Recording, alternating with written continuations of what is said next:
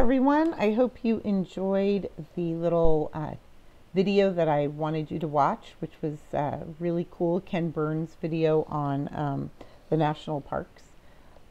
Here we are with Delicious Peace. As you can see, I have already set up my bins, and if I go over to the Finder, I have a nice new top folder here, Delicious Peace top folder with media, Premiere Profiles, etc., all set up in here. Okay, here's all my media, and then my Premiere Profile, autosave, etc. Nothing's in here yet, but I could put things in here.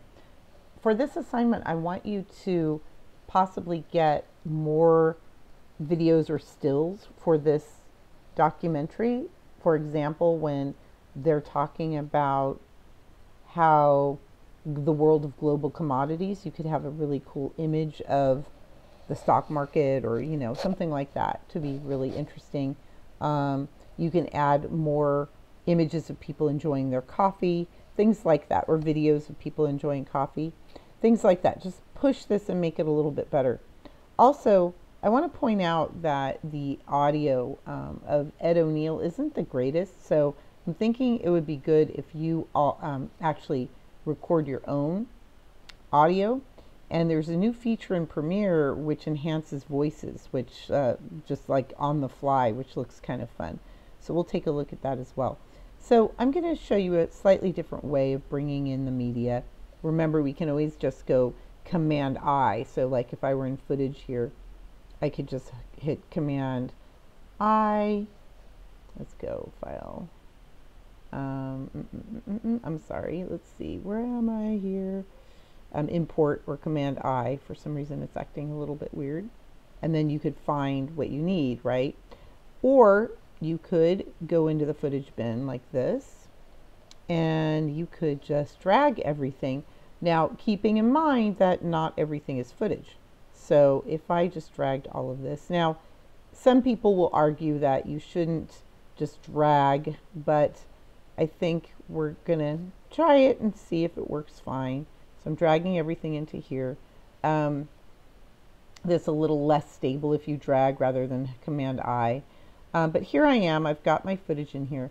And now what I'm gonna do is I'm gonna hit the tilde, which is just below escape on my keyboard. It looks like a little squiggle. And now I've made this bigger, as I've shown you in previous videos. And we can see that I'm in my footage bin. If I go back to the project, then I can see all my other bins here, see? So there's footage, sequences, etc. So what I could do really quickly is I could just select voiceover 07.aif all the way down to, let's see, I could even make another, I could change the title of this. I could just make it audio. So I could go ahead and hold down Shift to select all 6 of these.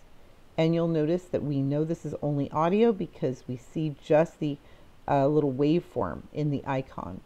And I can drag these into MX. And I can change MX by holding down Control and changing the name of it by hitting Rename and calling that 04 Audio, which makes more sense because I've got music and I've got voiceover, and that's fine. Okay, and then I can close audio, and then you'll notice that there are some images that are just or videos that have no sound, and then we also have JPEGs. See that?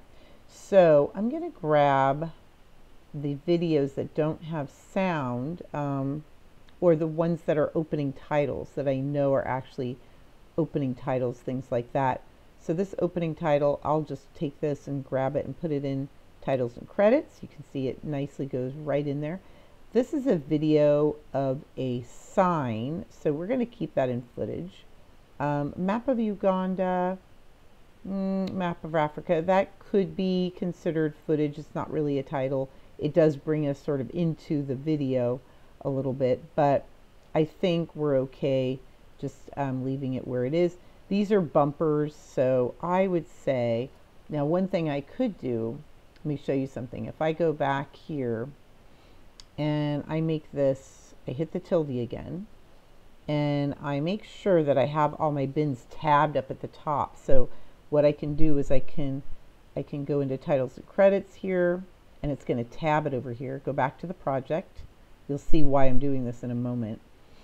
Let's see. So I have titles and credits, graphics. Open that one up.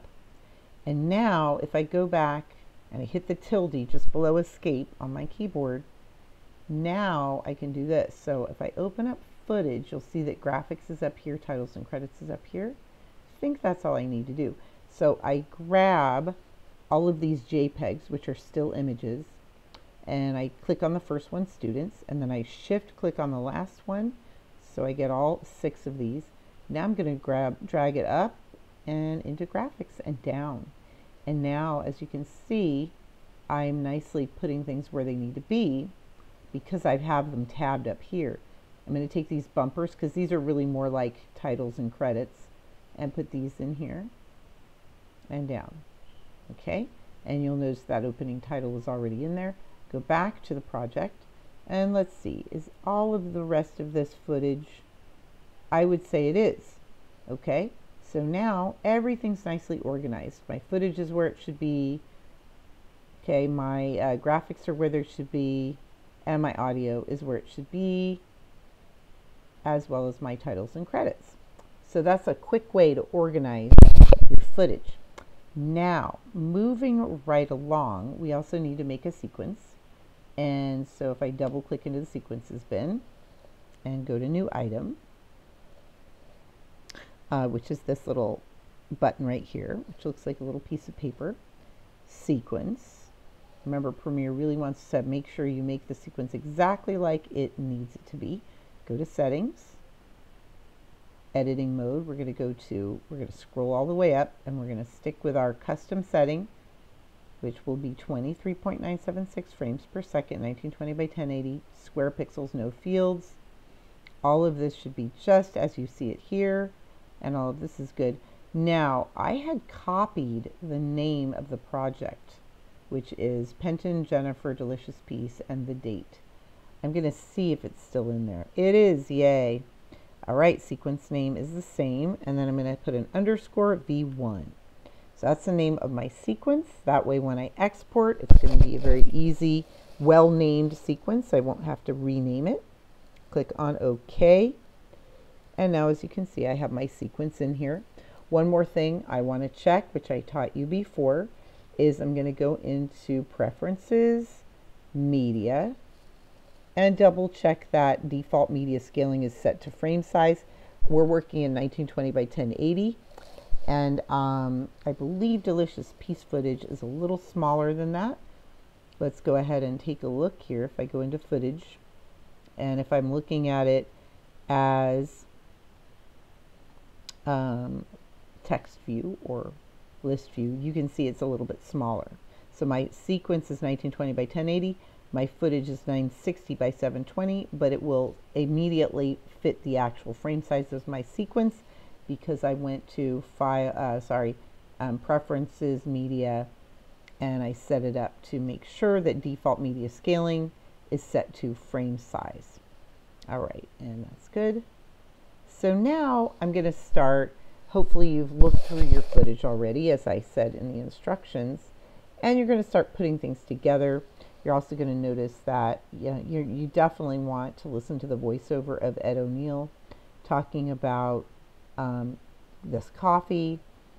And what's really cool about all of this is that, he is talking about how this group of farmers decided they wanted to love each other and be nice to each other instead of being hateful, which is really, really cool. So let's just take a look. For some reason, I'm not seeing my waveform.